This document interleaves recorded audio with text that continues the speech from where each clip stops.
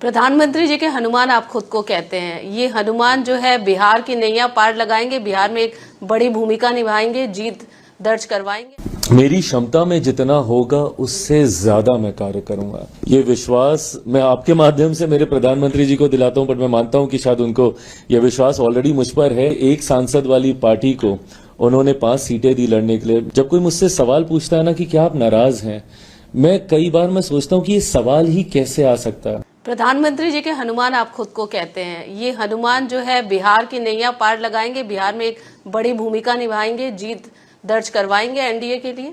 मेरी क्षमता में जितना होगा उससे ज्यादा मैं कार्य करूंगा। ये विश्वास मैं आपके माध्यम से मेरे प्रधानमंत्री जी को दिलाता हूं, पर मैं मानता हूं कि शायद उनको यह विश्वास ऑलरेडी मुझ पर है। इसीलिए एक सांसद वाली पार्टी को उन्होंने 5 सीटें दी लड़ने के लिए। मेरे लिए बहुत बड़ी बात है। जब कोई मुझसे सवाल पूछता है ना कि क्या आप नाराज हैं, मैं कई बार मैं सोचता हूं कि ये सवाल ही कैसे आ सकता है। मैं इससे ज्यादा खुशनसीब अपने आप को क्या मानूंगा। मैंने गठबंधन की राजनीति में आज तक मैंने कभी नहीं देखा कि किसी कम सीटों वाली पार्टी को ज्यादा सीटें दे दी गई। ज्यादा वाले को कम जरूर किया गया। कोई अगर 9 सीट पे है तो उसको 7 कर दिया गया, 7 वाले को 5 कर दिया गया, 5 वाले को 3, 3 वाले को 2 और 1 वाले को तो मर्जर का ही प्रस्ताव इवेंचुअली दे दिया जाता है गठबंधन के द्वारा। यहां 2024 में सिंगल सांसद वाली पार्टी को 5 सीटें गठबंधन ने उठाकर दे दी चुनाव लड़ने के लिए और जीतने के लिए। 2025 में एक विधायक मेरा जीता था, पर वो भी मेरे साथ नहीं रहे 2020 में। तो आप यही मान के चलिए कि 0 विधायक वाली मेरी पार्टी। अब 0 विधायक वाली पार्टी को 29 सीटें दे दी जाती हैं गठबंधन में लड़ने के लिए। अब अगर उसके बाद भी मैं नाराजगी रखूं तो मुझसे बड़ा नाशुक्रा ही कोई और नहीं होगा।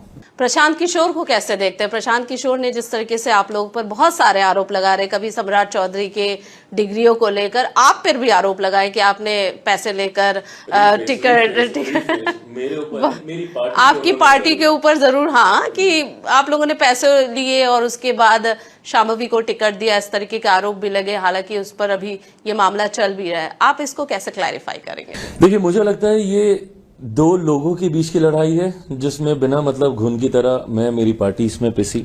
उनकी और अशोक जी के बीच का ये विषय था। और इसीलिए जब उनसे स्पष्ट तौर पे ये पूछा गया कि चिराग पासवान की इसमें क्या भूमिका है, तो उन्होंने स्पष्ट कहा कि मेरे पास कोई प्रमाण नहीं और मैं कतई ये नहीं बोलूंगा कि इसमें उनकी कोई भूमिका है। हैविंग सेड दैट, मैं ये मानता हूं कि आज की तारीख में ये एक बहुत जनरल आरोप अब हो गया है कि अगर किसी को टिकट नहीं मिला तो इसने टिकट बेच दिया, उसने टिकट बेच दिया, इसने टिकट खरीद लिया, उसने टिकट खरीद लिया। जो लोग ये आरोप लगाते हैं, मैं कतई उनसे नाराज भी नहीं हूं।